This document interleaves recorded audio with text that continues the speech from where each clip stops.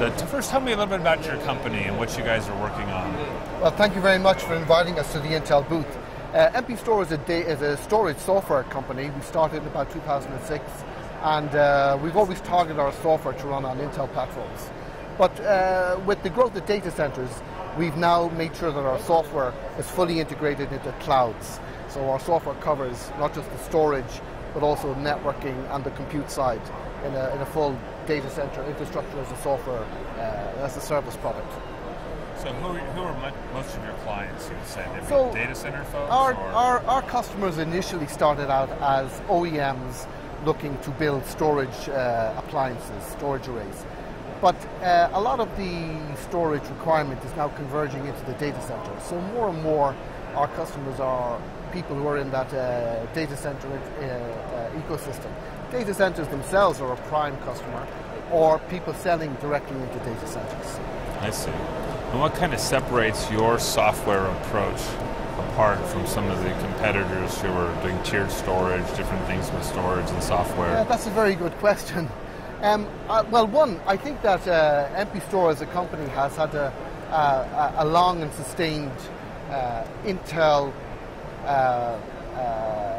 strategy.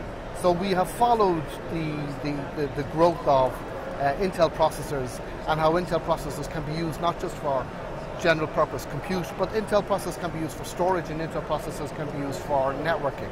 So if you look at a box like this, which does look like a classical appliance, it can run the compute side, it can run the storage side, and it can also run the networking side. So our software is more designed to leverage large arrays of Intel cores and use one of those cores as the storage part, leaving other cores to run networking and other cores to run software, like compute. So our differentiator is not to try and package our software into an appliance, but to just use some of the cores in a very large matrix of Intel cores to run one specific function, and to have that very tight integration between compute, storage, and networking.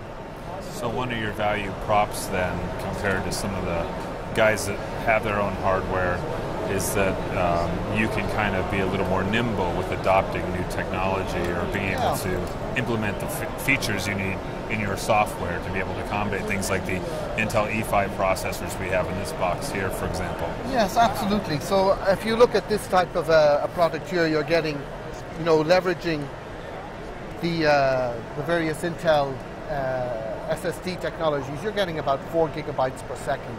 Right. So that gives very, very, very tight coupling between the compute side and the storage, and then servicing all of that out the back end through 10 gig fabric to the various compute nodes. So when you use storage not as an appliance but integrated tightly with the Intel cores, you get a much better coupling and a much faster system, a lot reduced in latencies, etc. So the main added value is don't put the software into an appliance. Use a core to run the storage as a service within a big array of cores. So that's a key differentiator. You run the storage stack just on a core. Right. So inside the single box, you're looking at things like the new Intel 910 flash memory based PCIe controller or device to be able to have extremely fast storage. You might have SSDs as a tier 2 storage. You might have hard drives as a tier 3, but you're saying look beyond that into a whole rack now and consider what you can do with all those Intel cores within a whole rack and how that integrates. So I think there are a number of challenges in building a rack. So today I think the new IT appliance is the rack. The rack itself. So the rack itself is the IT appliance. So the full rack becomes split up into 2 sections, a bunch of spinning disks plus a tier of solid-state disk. These Intel products are a perfect example of that type of tier 0, tier 1 solid-state disk. And then a whole uncommitted array of Intel cores. And how that is partitioned into virtual appliances is how the new appliances will be created. So the creation of appliances will be taking all of those cores, taking networking resources, taking a part of your spinning disk tier, your solid-state disk tier, to create your appliance using a virtualized infrastructure such as VMware or OpenStack or even MPSTORs Product Orchestra. And one of the challenges is obviously all the software layers to run that. But if you go and look at the back of that rack, there are some really simple mechanical challenges of dealing with all of the cabling in fully meshed architectures on the back of the rack.